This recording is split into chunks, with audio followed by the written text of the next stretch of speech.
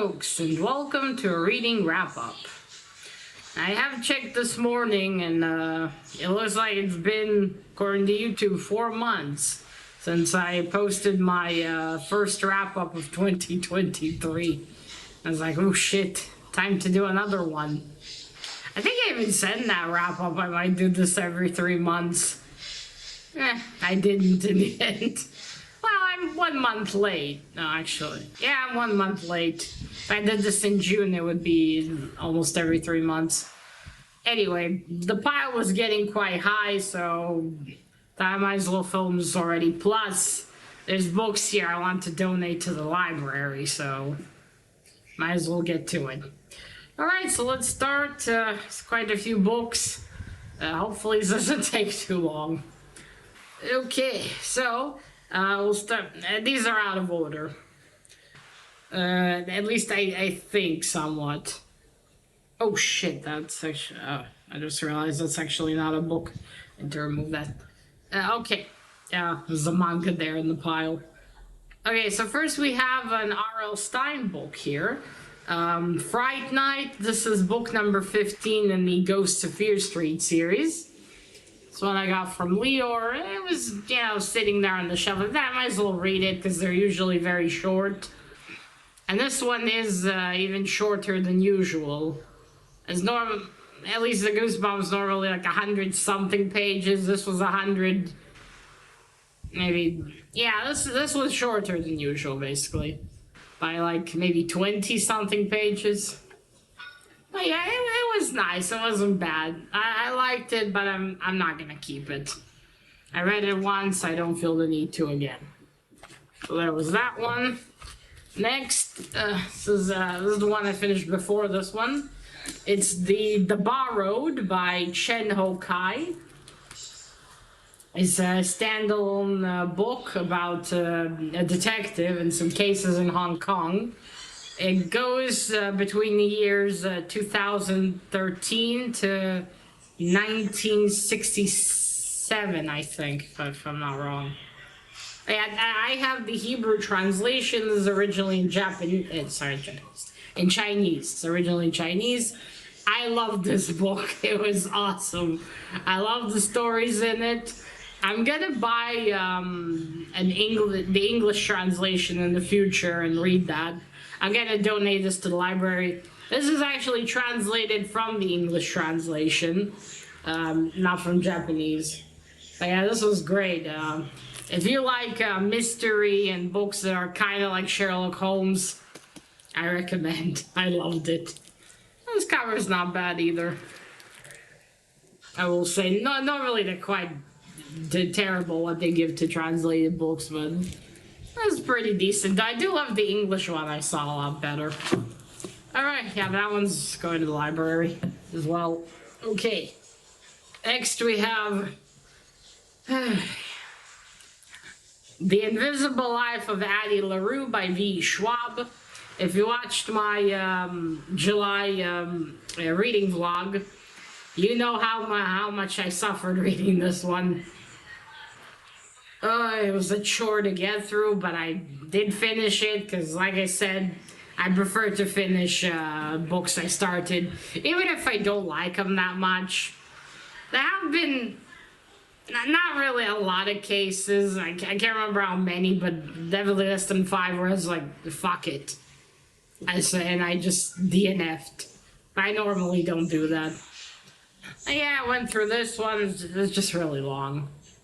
But it didn't have bad elements. I think it was written differently and fucking a lot less shorter. I might have liked it. But yeah, I'm not keeping this one. I will try more V. Schwab in the future. Just because I didn't like this one doesn't mean I won't like any others. And there is one series of hers I want to read the first book of. I just don't remember what it's called right now. But yeah, this just wasn't for me. Okay, next we have Before Your Memory Fades by Toshikazu Kawaguchi. This is the 3rd book in Before the Coffee Gets Cold series. Loved it. I love these books a lot. I look forward to when the 4th one finally comes out in English. as originally Japanese. This is the translation. I love these books. Fantastic. Then I read Brave New World by Aldous Huxley. It's a classic. It was weird. I didn't entirely get it, but I'm glad I still read it. I don't know if I will keep the book though. I don't see myself rereading it. Oh, I forgot to say this one I'm definitely keeping. I think I might donate it. I just don't see myself rereading this book. I do have the well, I'll see. Maybe I'll keep it. I do have the Revisiting Brave New World Revisited, where Aldous Huxley, 30 years after he published this, goes back to it. Because this essentially are predictions he had and shit like that in story form, which honestly he should have just, I think, wrote, I don't know, an essay maybe, or just a book of his predictions, because as a story, this wasn't the best. At least I didn't think so. You know, opinions differ. And maybe I'm just not smart enough for it. Alright, then we have the second book in Before the Coffee Gets Cold by Toshikazu Kawaguchi. This is Before the Coffee Gets Cold, Tales from the Cafe. Which this is the first book of the series about here in Israel without knowing it was a series. And there's still no cat, even in the third book. I should sue them for it. Why do they put cute cats on the cover, but there's not one mention of a cat? I'm upset about that. No, not that much, but it's just all the covers have a cat. There's not even a mention of a cat in the book. Go figure. Then I read A Monster Calls by Patrick Nass, which I also really loved. I think I will keep it because I do love the illustrations inside, and I think I might reread this again in the future. But yeah, it's definitely not what I expected it would be when I purchased it and finally read it. Alright, next we have... wait, I got stuck together. We have A Split Second. This is the first book in the King and... in the series of Sean King and Michelle Maxwell by David Batticelli. I have read the second book of the series twice in the Hebrew translation years ago, and I really loved it, and I didn't know back then it was a series. And I did, so I purchased way earlier this year. I got finally arrived, I got the first and second book. And I really enjoyed the first book. I think I will keep it. I feel like this will be a series I will reread in the future. So, I'm definitely keeping the first one. Then here's the first book of Before the Coffee Gets Cold in the series. I started it all. Loved all of these so far. Keeping them for sure. Then we have The Color of Magic by Terry Pratchett. This is the first book in the, oh fuck, what's the series name? I forgot. Wait. Discworld. The first book in the Discworld series. There we go. It's been a while since I read this. It was odd. I did find it interesting, but it was also a slightly bit of a chore to get through. But it wasn't that bad. I think it's like Mr. Gray told me before, I just don't get the British humor that well. I think if I did, I probably would have enjoyed this more, because a lot of the humor just went over my head. I'm like, what the fuck is wrong with you people? Well, a lot. A lot is wrong with them. And still, a cool little addition, I will say. Like I said, I like the font size, but I don't think I'll keep this one. But I might read there are the books with death, because I saw there was an animated movie years ago, but it was about the character Death and his granddaughter, and that was what really interested me. I might very well just maybe buy those in the future and just read those, and that's it. Because I didn't care too much for Rincewind and Two Flower, to be fair. Yeah. Then we have Charlie and the Chocolate Factory by Roald Dahl. I finally read this. I really liked the movie with Johnny Depp from 2005. Also, I liked it more than I did the movie. I like the changes that Tim Burton made to it. I haven't watched the original movie, the one with the other actor who passed away. I didn't watch that one. I don't know, but I will say I did like the movies more, the movie more. And still, it was nice to finally read the original.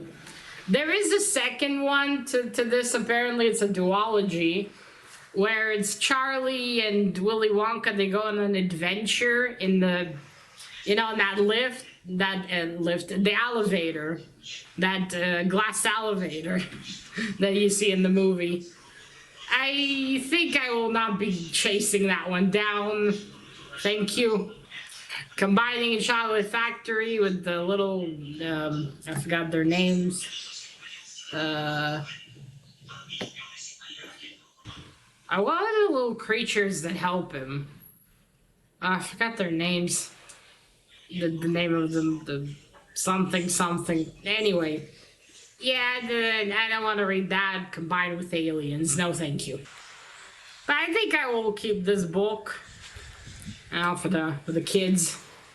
Something funny to read to them. And last but by no means least, we have At Mignon Spring by Matt Skelleth. Skelleth? Yeah, that's an H, right? Yeah, that's an H. Yeah, by Matt Skelleth. I have read this book before in the Hebrew translation years ago, and I really loved it. And one day I suddenly remembered and tried to find it online to buy. And I'm very happy I got a copy, because apparently it's difficult. It's like, not magic realism. It's kind of like a fantasy story, but more embedded in the real world. But still, I really enjoyed this one, so I'll definitely keep it, considering how hard it was to find a copy again. And I really love this cover as well. I love the design idea. Alright, so that's it. These are all the books that I've read in the past 4 months. And, mostly I enjoyed it. I mean, I liked some of these way more than others, as you can tell. And still, I'm glad I finished them. That's more books off my large pile of books I still need to fucking read. But I'm getting there, eventually. When I finally do, I'll be able to borrow books from the library again. I mean, I can, but I don't want to, because it's just gonna be more books I need to read through, and I already have all these piles, as you can see. Oh well, I can finally organize this stuff, put in the books that are definitely gonna go to the library, and that is it. Alright, so let me know. Have you read any of these books? What did you think about them? How did, I won't ask you how your reading wrap-up went, because I don't expect you to give me an account of 4 months. Yes, let me know if you read any of these. What did you think about them? And that is it. Oh, now remember, collect what you're passionate about and share it on YouTube. Bye!